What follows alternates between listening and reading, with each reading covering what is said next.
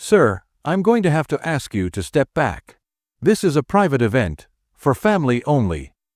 The voice was sharp, almost cutting through the hum of the crowded auditorium. A woman in a black suit stood tall, a headset clinging to her cheek and a clipboard gripped tightly in her hands. She wasn't asking. She was giving an order. The elderly man in front of her didn't flinch.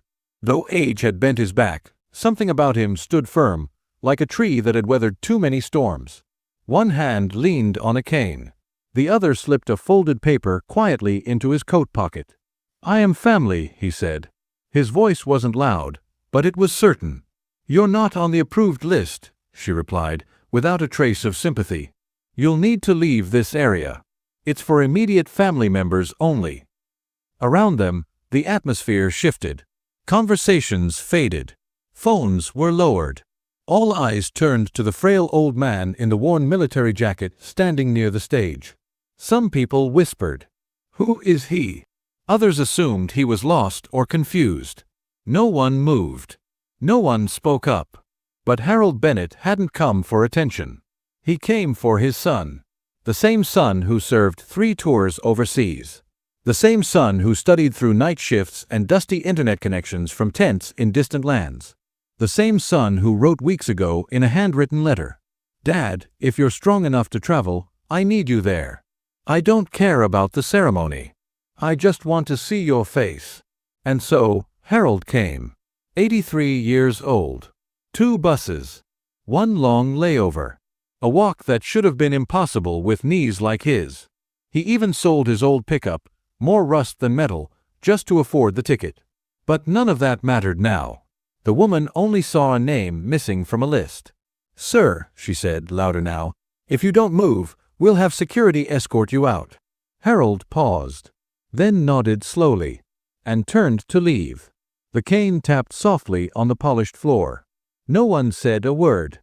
Heads turned away. Until a chair scraped loudly against the floor. Then another. And another. 6 men stood up. Sharp uniforms. Straight backs. Eyes that had seen war and survived it. They didn't look at the woman. They looked at Harold. "Where do you think you're going, Sergeant?" one of them asked. Harold blinked. "I was told I had to leave." The man stepped forward, standing firm. "Not today, sir. Not while we're still breathing." Another man joined him. "This man's son saved my life in Afghanistan," he said. "If this father doesn't belong here, then none of us do."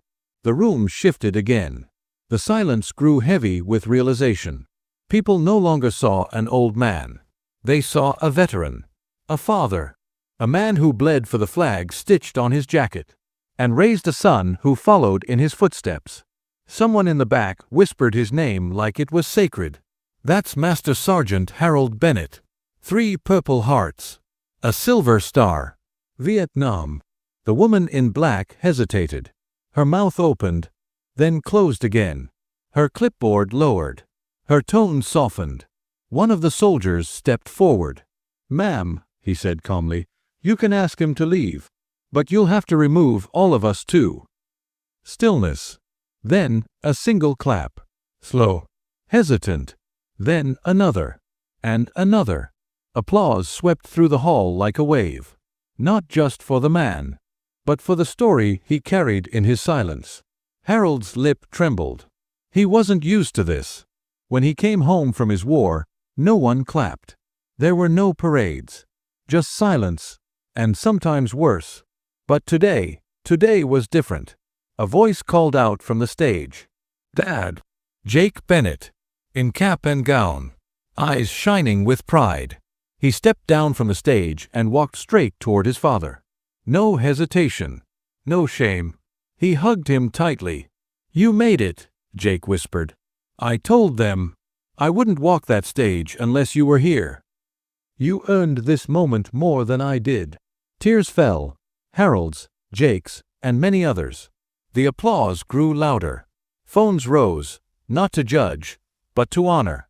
The woman with the headset stepped back, her arms folded in quiet respect now. Because sometimes, the most honorable men don't need to demand respect. They carry it in every step. in every son they raise, in every silent sacrifice they make, without ever needing a thank you. Harold Bennett didn't need a degree. He just needed to be seen. And today, finally, he was. Backhand index pointing right. If this story touched your heart, let us know in the comments where you're watching from. Orange heart, like, subscribe, and share this moment with someone who needs it. Writing hand, drop a salute in the comments to honor heroes like Harold.